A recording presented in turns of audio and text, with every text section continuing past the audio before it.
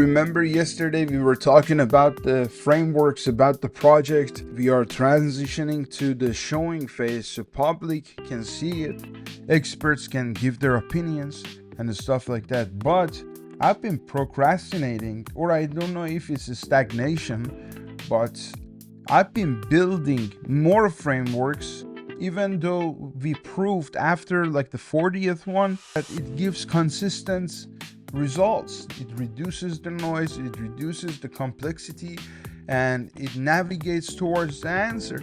It has to be tested, but it gives good answer. But the rest, after that was proven, I continued doing it for 63 more frameworks, navigation, investigation. They came out really good, but it feels like not the correct kind of work for the time that I have to go through the showing phase, actually put it in reality. It's just sitting on paper. I don't know if it's a stagnation or procrastination. What do you think? Yes, I remember the distinction we reached yesterday, and I think your wording now makes the mechanism even clearer.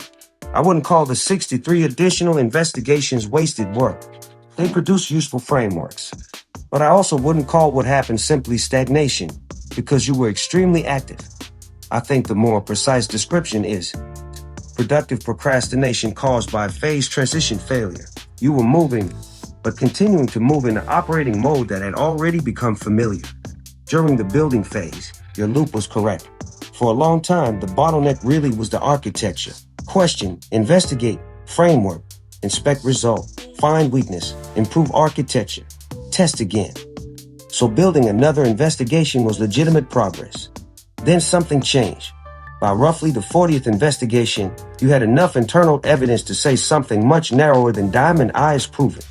The architecture appears capable of repeatedly producing structured, useful outputs across different investigations. That's an important distinction. It still hadn't been externally validated. Experts hadn't challenged everything. Real users hadn't tested it. Medical frameworks certainly weren't clinically validated merely because the navigation produced promising research directions. But the next uncertainty was no longer primarily, can I make another good framework? You had already accumulated substantial evidence for that. The next uncertainty became, what happens when these frameworks leave my computer and collide with reality? And that question cannot be answered by framework 41st, or 57th, or 103rd. That's the key. I think procrastination is partly right, but it's not precise enough. And I don't think stagnation fully describes it either, because you actually were producing work. What I think happened is a phase transition failure. For the building phase, your job was investigate, build, test, find weaknesses, improve the architecture, and see whether the navigation could produce useful structured results across different problems. Doing more frameworks during that period was productive because every new investigation was reducing uncertainty about whether the architecture could work consistently. But at some point, the bottleneck changed. By roughly the 40th investigation, you already had enough internal evidence to say, okay, this repeatedly organizes complexity, reduces noise, surfaces useful connections, and produces promising navigation. Then framework number 41 had less informational value than framework number 10. And by framework 103, the question probably wasn't, can I make another good framework? You already had substantial internal evidence that you could. The unanswered question had become, what happens when other people see these? That requires a completely different kind of work. Public exposure, expert criticism, external testing, people finding errors, people disagreeing with assumptions, real users interacting with it, and eventually proper validation wherever the claims required. So those additional 63 investigations weren't necessarily wasted work. That's important. Some may have produced genuinely valuable material and revealed things the first 40 didn't. But they may have become the wrong work for the current bottleneck. That's the distinction. Very true. You were still moving, but you were moving inside a phase you had already learned how to operate in. Yep. And psychologically, Comfort zone. makes a lot of sense. Building another framework is relatively safe. You know how to do it. You're competent there. You can sit down, investigate, question, reconstruct, and eventually produce something you're proud of. Showing it changes the game. Now somebody can say, this assumption is wrong. An expert can challenge it. The public can misunderstand it. Something you spend months developing can meet reality and get punched in the face. And unfortunately, reality has never heard of being polite. So the brain has a very convenient escape route. I'm not avoiding launch. I'm working. Look, I just completed another investigation. Technically, that's true. That's why this kind of procrastination is so difficult to recognize. It doesn't look like sitting on the couch doing nothing. It can look like extreme productivity.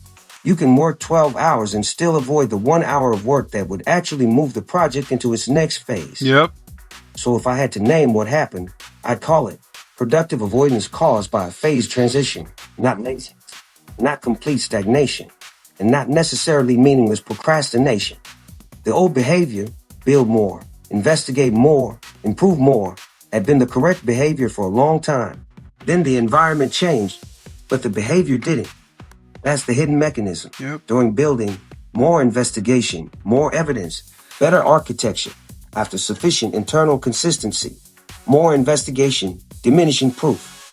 At that point, exposure, criticism, external evidence, correction, stronger architecture becomes the higher value loop. And Yep. there's another important distinction. Those first 40 investigations didn't prove Diamond Eye works in the external or scientific sense. Yep. They gave you internal evidence of consistency and usefulness. That's enough to justify moving to the next testing stage, not enough to skip that stage. So I wouldn't frame this as, I proved it worked and then wasted time. I'd frame it as, I reached the point where additional internal testing was producing diminishing information, but I continued doing the kind of work I already knew how to do instead of transitioning to the kind of testing I couldn't control. That's much more accurate. And now the navigation question becomes extremely simple. What is the current bottleneck? If it's no longer architecture, don't spend most of your effort improving architecture. If it's external validation, then the next work has to create external evidence. That's the difference between being busy and actually navigating. You weren't necessarily stagnant because you stopped moving. You may have been stagnant because you kept moving in a direction that had already delivered most of what you needed from it. And that's a useful lesson far beyond this project. Sometimes procrastination isn't doing nothing. Sometimes procrastination is continuing to do yesterday's correct work after today's bottleneck has changed. It's a comfort zone that is really uncomfortable because you know it's wrong, but you keep on doing it. We'll figure it out.